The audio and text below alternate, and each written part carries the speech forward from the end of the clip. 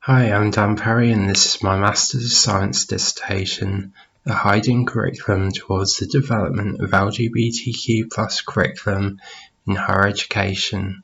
Chapter 1, It's About Time, LGBTQ+ Curriculum in Higher Education, the Curriculum and the Curricula as Chronobiopolitics. This presentation is called the Post-Gay Era and is the last part of our timeline. For now anyway, as the timeline is meant to be developed and isn't conclusive. Again, so there's no stream, it's meant to be a stream, so there's no overview. I'm currently on holiday, it's just been Christmas. I've not got my normal hoodie on, this is a new purple hoodie I've got, and yeah, hopefully my voice is alright. I've had the virus basically, but I'm okay. Trust me, I'm alright. And yeah, let's get going. The current period of time from 1998 to the present day is named by Ghaziani 2011 as the post-gay era. I would contest the dates to this, as I believe Seidman 1993 was already talking these shifts much earlier than 1998. Post-gay characteristics are considered to be increasing assimilation into mainstream society and rapid internal diversification. Diversity in this context is a celebration of sexual differences within the community that have extended the original critical threshold of LGBT studies and queer theory.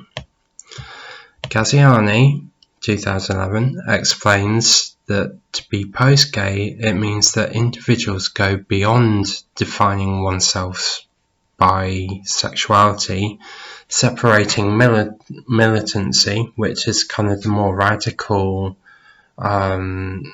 ideas, which I don't really go into, but something I'm really interested in, with gayness and enjoying sexually mixed company.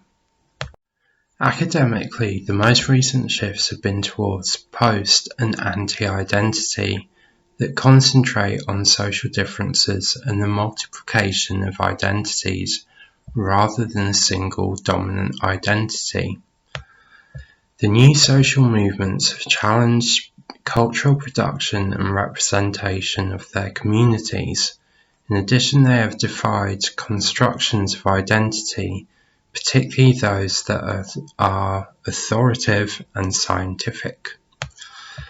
Identity as an essentialist construction has been challenged because it is argued that identities are never fixed or stable, but are constantly shifting because of continuing social struggle.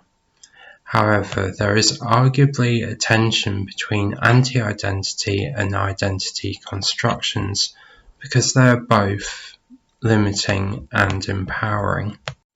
Identity constructions, according to Seidman 1993, are limiting because they do not allow movement and development and can become oppressive.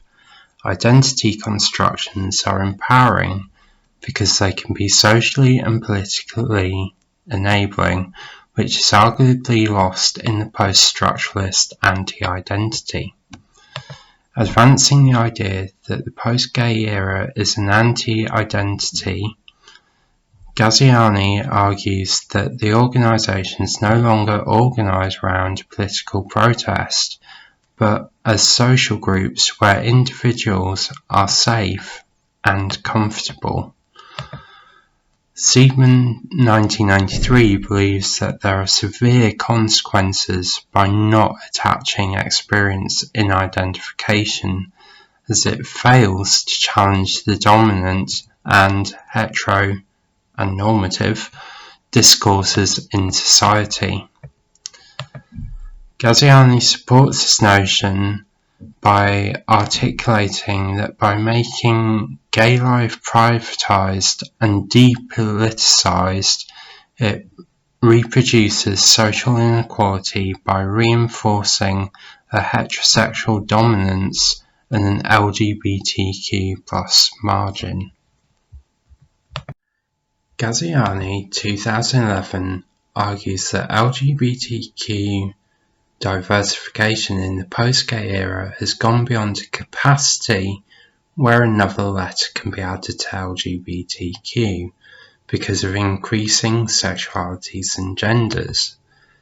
Ghaziani notes that within this shift, the naming of groups and organisations, including students, are abandoning explicit references to identities such as lesbian, gay, bisexual, transgender, and queer.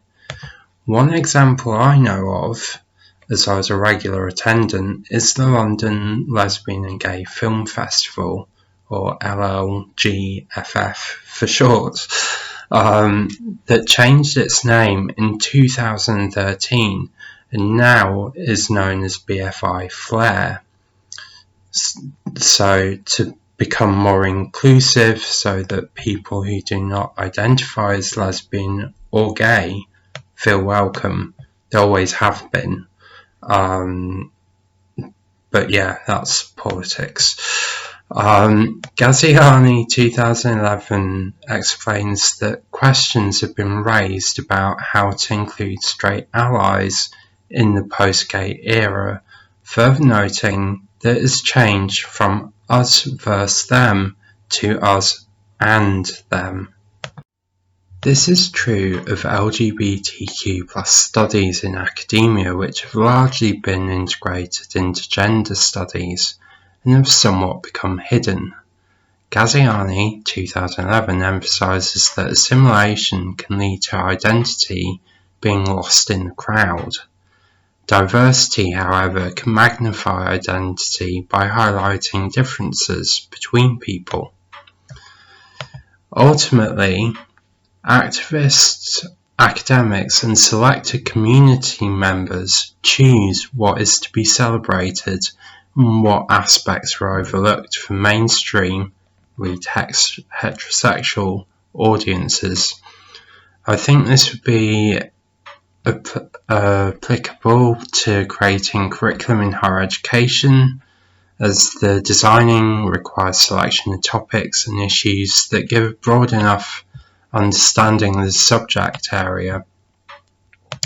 I believe that universities would regulate to a certain extent what can or cannot be included in a proposed curriculum, which will be explored in my next chapter. However, before I do this, I'd like to explore the idea of curriculum and the curricula in relation to chronobiopolitics, so I feel this is an important but overlooked area. Thank you so much. We've made it through this construction of the timeline, although not all in the same space-time. But more on that later through chronobiopolitics in the next and final presentation of this chapter. And then we move on to something else. Okay, alright. Thank you again for joining me. It's been great. Bye.